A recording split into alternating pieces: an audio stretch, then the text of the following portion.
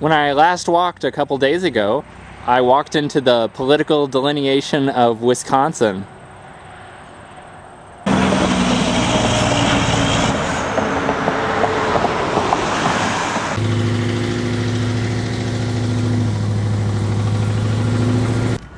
My name is Will Buchanan, and I'm walking all the way across the country to New Hampshire in search of more freedom on a project called the Walk for Liberty.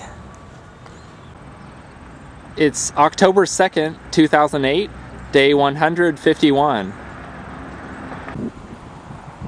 The last couple days I had walked, filmmakers Christina and Craig had come out again to meet us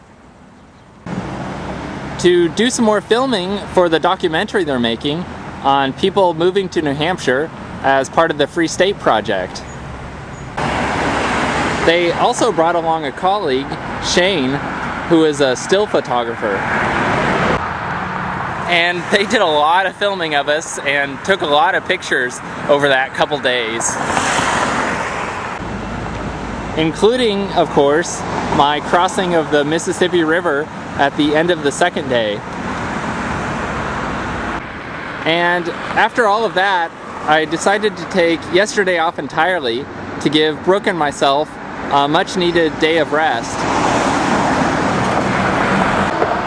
And because I'm several days behind with editing and putting online the videos at this point, today might even be a short day.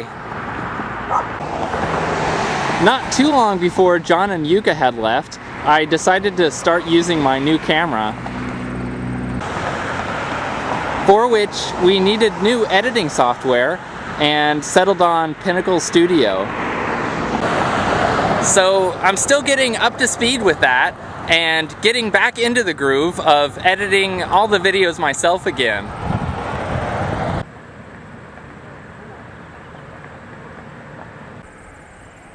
Bridgeport, Wisconsin is apparently unincorporated. Although I've heard of towns being incorporated or unincorporated for most of my life, to be honest, I'm not really sure what those mean, and therefore what the difference is.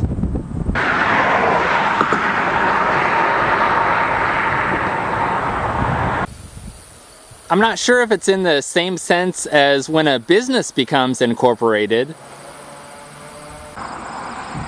meaning that the people in the town government then have some level of protection from the liability imposed by the government court system, or whether it means that at that point the town is a business and not just a name on a map. It's kind of strange for me to even think of towns as being businesses. Although they certainly have balance sheets with income and expenses, profits and loss, they obviously don't have a business model like any legitimate business. Although legitimate businesses depend on persuading customers to voluntarily purchase their products or services in order to get income, town governments derive their income through force or the threat of force, primarily through the rent that you pay on property which you already own, called property taxes. In that sense, town governments are much more similar to the Mafia than they are to legitimate businesses. Actually, they're even worse than the Mafia.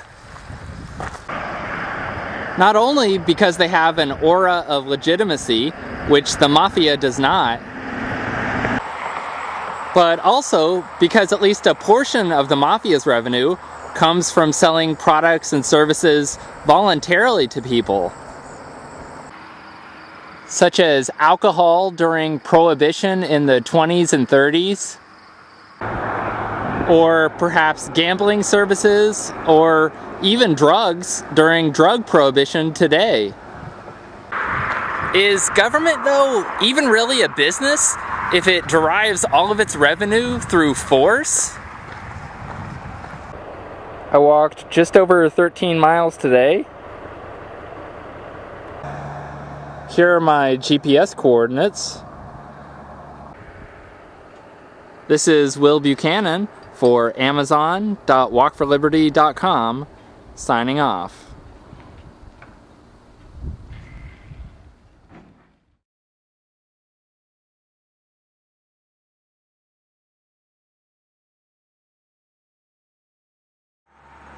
And apparently someone has unilaterally made it into an incorporated town.